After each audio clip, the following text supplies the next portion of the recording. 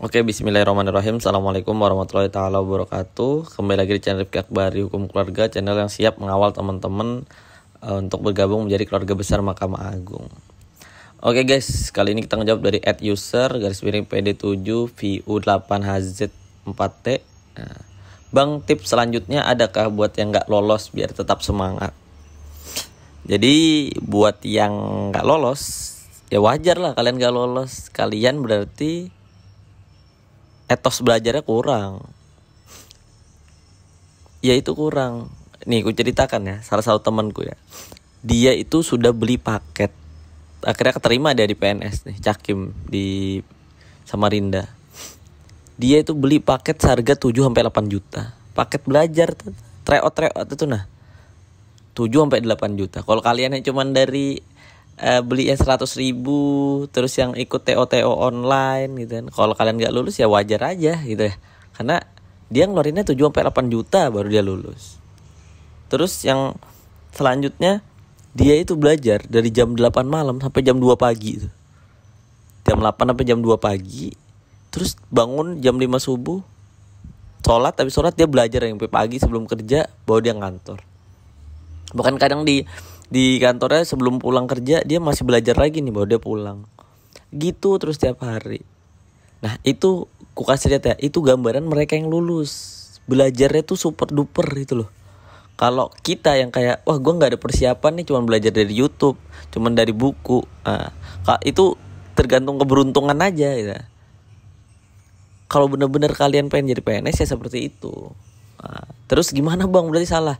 Ya enggak, ya kalau kalian gak lulus berarti intinya kalian etos kerjanya atau strategi belajarnya atau belajarnya itu kurang maksimal.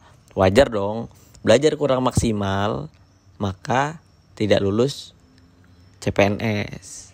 Nah itu wajar aja kayak gitu. Jadi jadikan pembelajaran tahun ini buat tahun depan. Insya Allah tahun depan ada buka lagi lah ya kan. Nah jadi kalian benar-benar belajarnya kalau misalkan hari ini cuman sejam sehari ya berarti tahun depan berarti 3-4 jam. Karena kalian tahu kan rasanya gak lulus tuh sakit banget. Nah itu. Nah otomatis di tahun 2018 aku tuh ngerasain apa yang kalian rasakan. Gak lulus, sakit banget. Apalagi aku gak lulusnya itu kayak cuman beda 12 orang kayaknya. Yang diterima 40, di SKB itu aku peringkat 52. Dan ternyata aku itu ranking 7 nasional di SKD-nya. Coba bayangin deh, Pak. Nilai SKD tinggi, jeblok di SKB gitu ya. Nah itu rasanya sakit banget tuh, sumpah. Kayak dadaku tuh kayak sakit tuh kayak bernafas susah. Mau menjelasin ke orang tua susah. Apalagi orang tua tahu kan, kemarin ranking 7 kayaknya nyata keterima nih.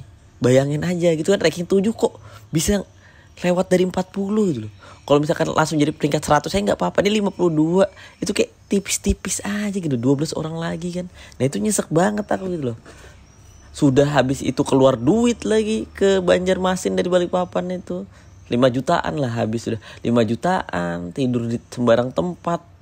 Tapi pas ujian ngerasa nilai bagus-bagus aja tapi gagal. Nah itu aku ngerasain banget. Mungkin itu yang teman-teman rasakan. Udah cukup maksimal belajar gitu kan, udah keluar duit tapi nilai gak sesuai ekspektasi. Nah buat kalian nih motivasinya. Tadi kan kayak kita nge-introspeksi diri ya. Kenapa sih aku kok bisa gak lulus gitu loh. Terus kita kayak aduh iya sakit banget ya. Wajar aja sakit, sedih gitu. Aku gak bisa nangis sih waktu itu. Kalau bisa nangis juga aku gitu loh. Nah lalu apa yang dapat ku ambil pelajarannya? Ternyata aku baru ngerasakannya 5 tahun kemudian ketika aku daftar di tahun 2021 dan formasi ada Cakim. Waktu 2018 kan bukan Cakim ya. Nah sekarang nih 2021 nih Cakim. Aku masih punya kesempatan untuk menjadi hakim gitu loh. Yang notabene-nya lebih tinggi dibandingkan APP tahun 2018 ya. Mungkin dia jadi analis perkara peradilan dan tahapan-tahapannya maksimal jadi panitera gitu ya. Nah ini aku mau jadi hakim nih. Jadi kan Allah itu kayak waktu itu nahan mungkin di 2018. Ki, kamu udah usah lulus dulu. Kenapa kamu gak lulus? Nanti kamu tuh aku kasih di 2021. Kalau kamu sabar terus ngikutin ujian lagi, nah maka kamu akan lulus di 2021 dengan predikat calon hakim. Ya minta doanya lah biar bisa jadi hakim sekalian kan. Nah jadi gitu loh. Mungkin sekarang kita nyesek nih, cuman ada skenario terbaik buat kita. Mungkin nggak 1 tahun, 2 tahun, 5 tahun aku nunggu sampai aku bisa next berikutnya. Dan fakta unik ya, di tahun 2019 aku tuh mencoba, aku nggak mau di Mahkamah Agung deh, aku coba ke Kemenak. Di Kemenak nggak lolos syarat administrasi, belum perang aja udah kalah nih. Bayangin 2 kali coba.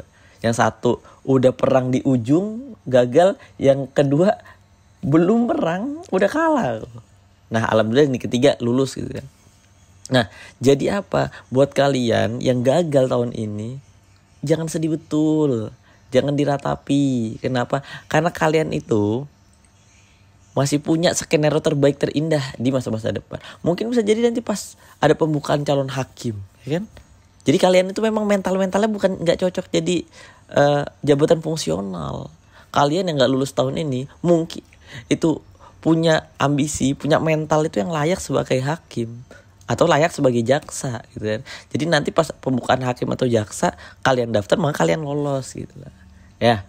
Jadi skenario Allah itu, skenario Tuhan itu paling terbaik. Kita hambanya itu ngikutin aja lah gitu ya. Kayak kita mikir tuh kadang nggak nyampe dikasih, kita nggak doa aja dikasih ya, apalagi kita doa kan dan berusaha. Jadi poinnya itu, jadi tenang karena insya Allah ada jalan terbaik yang memang cocok buat kalian gitu lah. Kalau saya udah 5 kali bang nggak lulus juga jadi CPNS gitu kan, ya mungkin jalan terbaik kalian bukan di CPN jadi PNS loh. PNS itu terikat loh. Sekarang aja tahun politik, kita foto aja nggak boleh peace gitu, jarak angkat 2 jari gitu kan, dianggap nanti memilih salah satu pihak. Angkat jempol dikira kita milih calon pasangan nomor 1 gitu kan. Gaya metal dikira kita mendukung pasangan nomor 3. Nah, sampai gaya aja kita terikat gitu loh. Bayangin kan. Jadi PNS ini bagiku nggak bebas ya, bagiku ya yang suka akan kebebasan gitu kan. Ya tapi ya itu jalan yang aku pilih, maka sebagai pegawai negeri sipil apapun pemerintah minta ya aku ikuti. Jadi gitu ya. Pertama introspeksi diri ya, kita nggak lulus suatu itu ya karena memang etos belajar kita kurang, harus kita akui. Ya, effort kita buat belajar itu kayak kurang serius, maka wajar kita nggak lulus. Kalau kita sudah berjuang tapi nggak lulus juga, tenang. Mungkin saat ini bukan saat terbaik kalian jadi PNS. Nah, karena aku dapat jodoh juga dari kerjaan yang lama kan. Kalau aku nggak dapat kerjaan yang lama, aku nggak mungkin dapat jodoh secantik ini. Spek-spek Korea gitu kan. Jisoo aja cium tangan sama istriku, adalah cantiknya. Nah, jadi seperti itulah buat teman-teman ya. Nggak apa-apa, berjuang lagi, coba-coba di tes-tes yang lain, siapa tahu kalian dapat rezekinya Pertamina atau PLN ya kan. Nah jadi bisa masuk ke sana. Terus skenario yang terbaik bagi Allah mungkin kita nggak sadar, tapi nanti Allah akan turunkan sesuatu yang memang kita butuhkan, bukan yang kita inginkan. Oke, mungkin saja. Assalamualaikum warahmatullahi wabarakatuh.